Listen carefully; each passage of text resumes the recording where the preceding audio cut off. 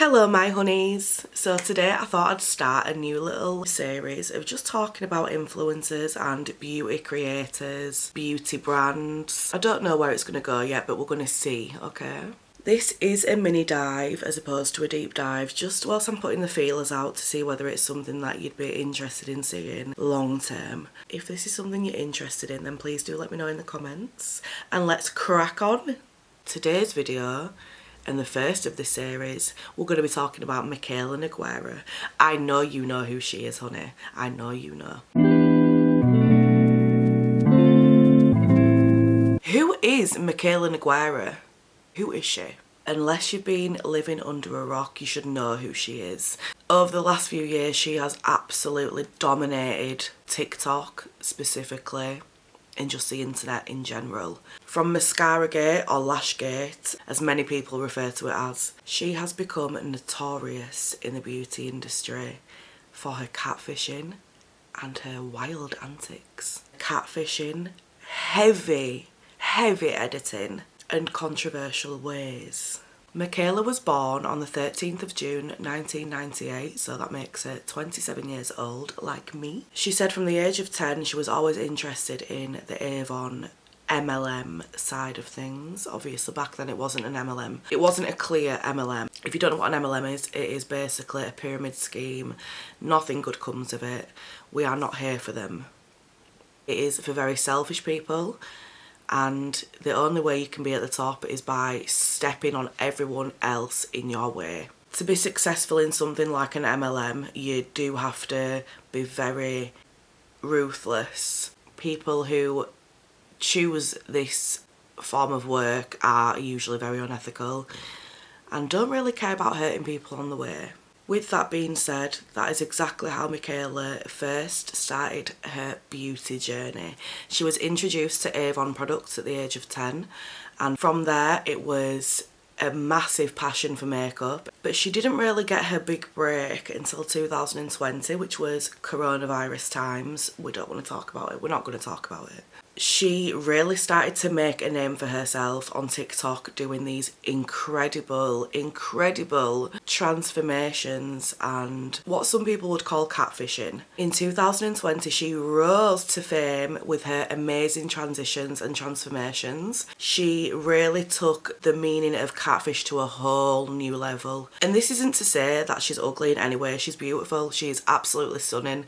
And I'm probably one of the few people who will admit to her being beautiful. A lot of people don't like to admit it because they don't like her. But in my opinion, she is stunning. She's gorgeous. It's not the kind of catfish where you're applying so much makeup that you are literally transforming yourself into another person that looks presentable. She is taking herself from barefaced, no makeup, to a full face of just pure beauty. This was very popular on TikTok. Of course, around coronavirus times, that is when people started to use TikTok a lot more.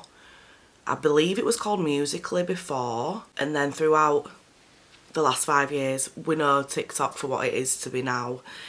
Massive. So in 2023, she really just shook the internet with Lashgate. In my opinion, I believe it wasn't planned. I believe she's made a mistake when editing, and people have seen with that mistake what she does to generate income and views and all of that traffic, drive traffic. She was supposed to be reviewing the L'Oreal Telescopic Mascara.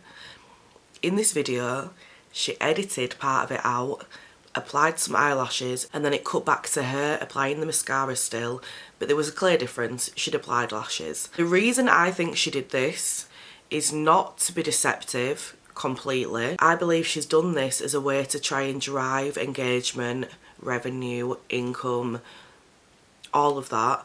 Engagement, views, comments, whether they're good or bad, they all drive engagement. And in turn, that is what is making her money.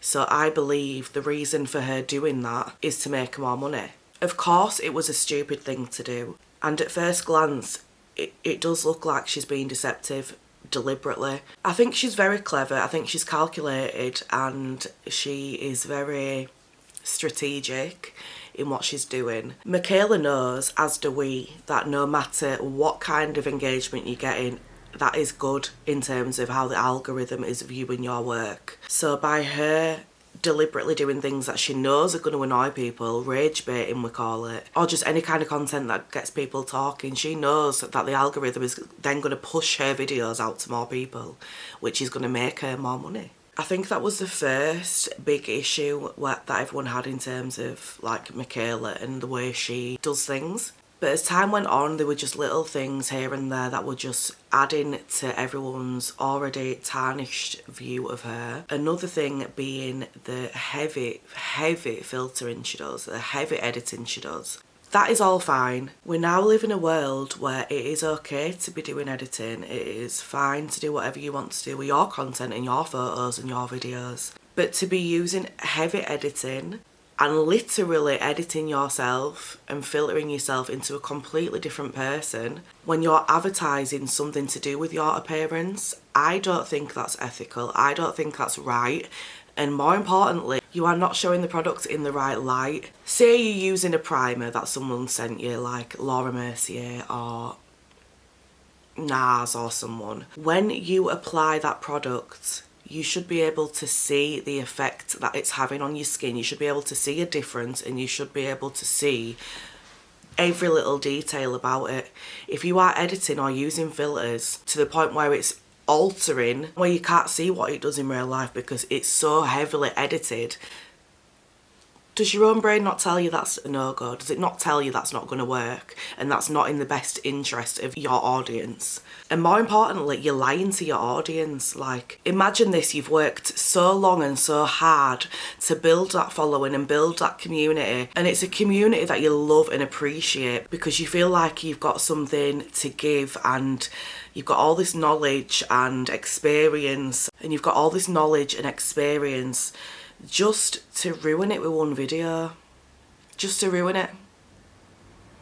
You built a community that you love and appreciate because they are like your family or your friends, and they are the source of your income. They are the people who watch your videos, which then get you views, which then makes your income, and you're just treating them like they're stupid and like they can't tell that you're using a filter, that you've very clearly heavily edited this video. How are people supposed to trust you? I can't think of anything worse when it comes to being a content creator, specifically beauty, to be using a product, whatever that product is, and then go and edit it so that it looks better, looks like it's performing better, looks like the colour payoff is better. Whatever the reason is, you should not be editing, okay? I'm all for it if you just like to do your makeup and post about it, or you're just doing it for fun. It's not, you know, a source of income or anything like that. But when it is your income and people that are following you and paying your bills, you owe them the truth, and no sugarcoating, no editing, no filtering. It is setting unrealistic beauty standards. You'll have young girls, 13, 14, maybe younger, seeing these videos online and thinking, why don't I look like that? Why does my hair not look like that? Why do my eyes not look like that? Why is my face not as slim as this girl's? Why are my cheekbones not as high as hers? Why am I chubbier than her? All these different kinds of thoughts going around in young girls' heads, young boys, young girls, and she is allowing that, she's enabling it, she's adding fuel to that fire. The trust that she'd taken years to build is just gone, it's destroyed, all because she can't tell the truth.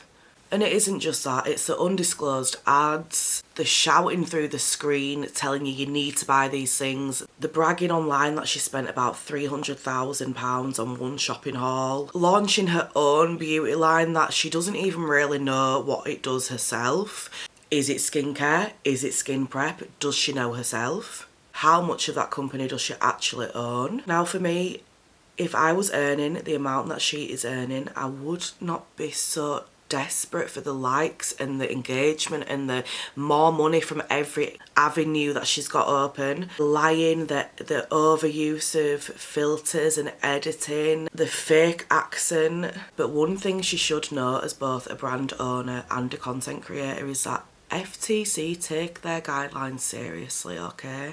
ASA and FTC. I believe the FTC is the American version of the ASA, which is in the UK. So from what I've seen, she really just does not know how to follow their guidelines, whether it's just not disclosing that a video is an ad or failing to let people know that it is an ad until the very end of the caption. You can't do that.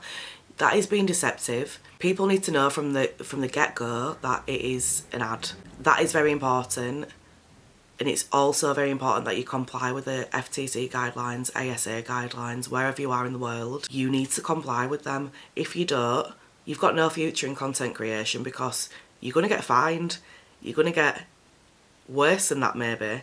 And honestly, I'm surprised she hasn't been already, because it is wild to me that she's been able to just continue this lack of respect for government guidelines, because that's basically what it is, isn't it?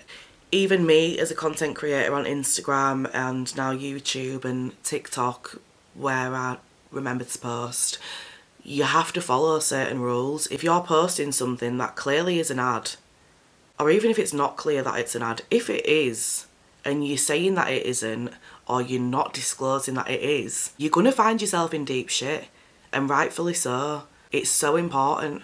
Okay, so let's take a look at this video. This was posted on the 6th of October, so literally like a week or two ago. Now, I will say, this video is an ad, but she's failed to say that it's an ad. The way she's worded the caption is very clever, and we'll come to that in a second, but she hasn't disclosed that it's an actual ad. And this is the problem exactly, because people are going to see this video and think, oh, this is a new product that I need to try. But we're forgetting she's being paid for this post. This is my literal dream, dude. Guys, it's actually happening. I have been waiting for this. Iconic Biodance collagen mask that we all know and love now comes in a serum. This is the new Biodance Pore Perfecting Collagen Peptide Serum. Finally. Look at this texture. Whoa. Okay, I'm just going to stop it there for a second. We see this time and time again with influencers where they're making out like this product is innovative, it's never been done before, it's so new and people need to run to buy it. We've seen this so many times.